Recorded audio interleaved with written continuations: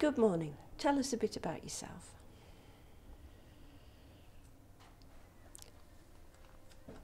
I'm Margaret and I'm married and I have 3 children,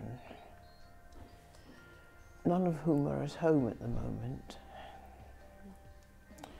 2 of them live in America, one lives in Sheffield. We live in Nunthorpe, which is only about a quarter of an hour away from James Cook Hospital, which is handy. Mm. And your story about epilepsy and things that have happened to you. Tell me a bit about your journey with epilepsy. Well, I'm now a controlled epileptic. And how did it all start? Well, it started when I had an arterial venal malformation, which was surgically treated in 1993. And the epilepsy was caused by scarring on the brain from the surgery. So how did you receive that diagnosis and how did you feel about it at the time? Well, at the time I didn't know a great deal about epilepsy, except that when I had my surgery, it was told me that I must send my driving licence back to Cardiff. Straight away I had to do this before I left hospital.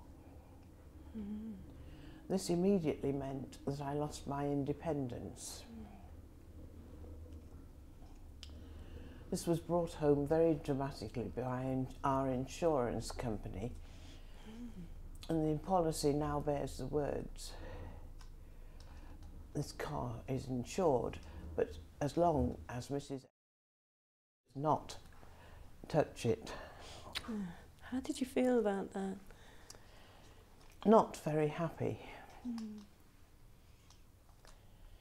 Because I try to lead as normal a life as possible.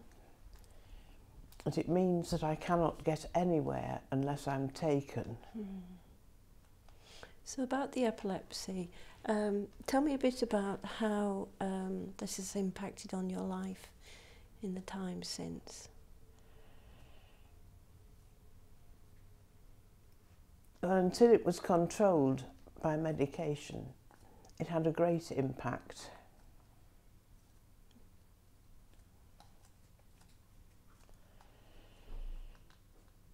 Luckily, I only had 3 fits in public. But the people who were there at the time tended to shun me afterwards. I think that was because the condition frightened them.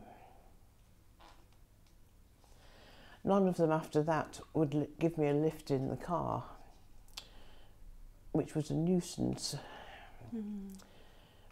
There was a tendency to think that as my husband was around, he could do it. And also it got to the point where they wouldn't sit next to me at meetings or on outings. Nor would they take me on outings or sit with me on buses either. Why was this, do you think? I think because they were afraid that I would have a fit and they didn't know what to do. Did you offer them information to be able to ease that fear? Or?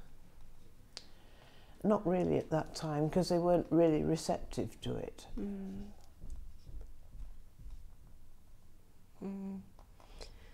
So how have you been living since with epilepsy? Were you working at the time or? No, I wasn't, no. But the job I used to do would have involved driving, so it would have just been out. I was doing a certain amount of voluntary work for the church. But there again, I could only do those things that I could walk to. So the nature of your epilepsy, describe that a bit for me. What type of seizures do you have? Well, at that time, in the beginning, I was only having nocturnal seizures. And then they developed slightly and could be easily controlled by rectal diazepam.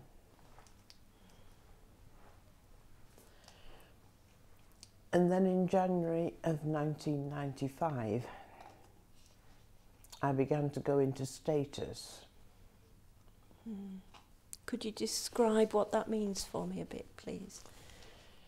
It means that you have a continual number of fits where you lose consciousness, where you shake quite violently.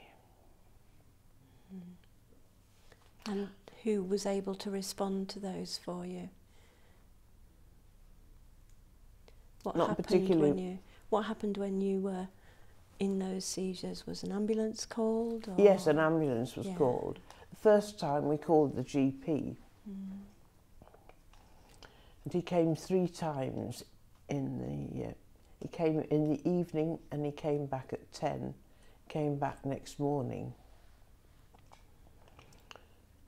And by which time I'd recovered consciousness, so he left it.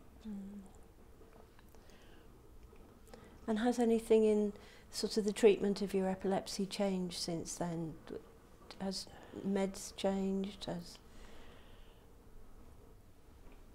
Well, at that time I was actually discharged on anti-epileptic drugs.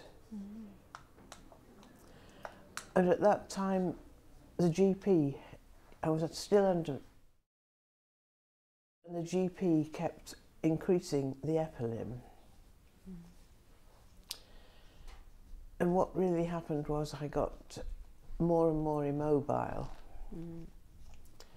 Because I had been discharged with a left-sided weakness.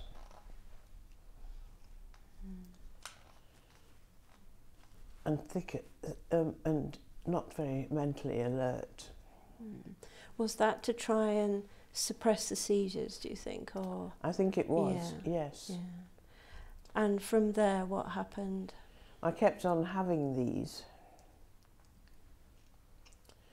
Although in that time,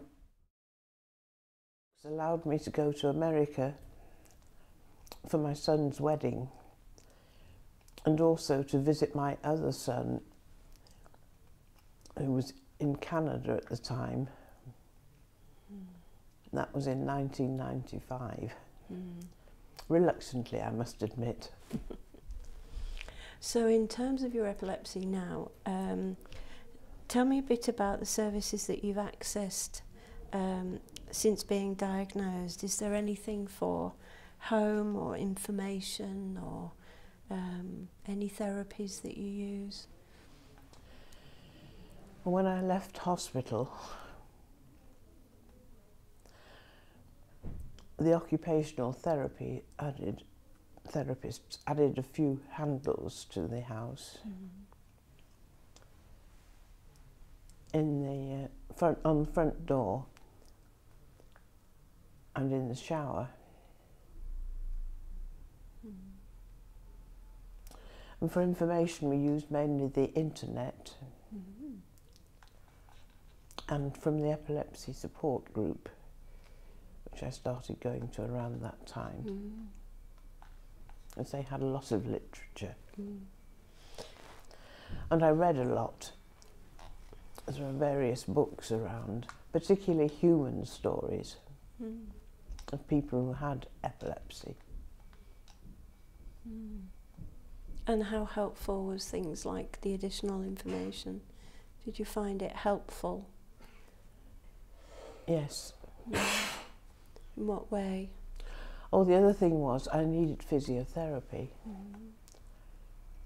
I had had a lot of rehabilitation before I left hospital.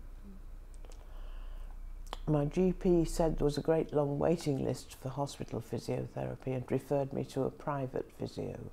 And she was excellent because by this time I was compensating on the right side for the left-sided weakness and dragging my right foot.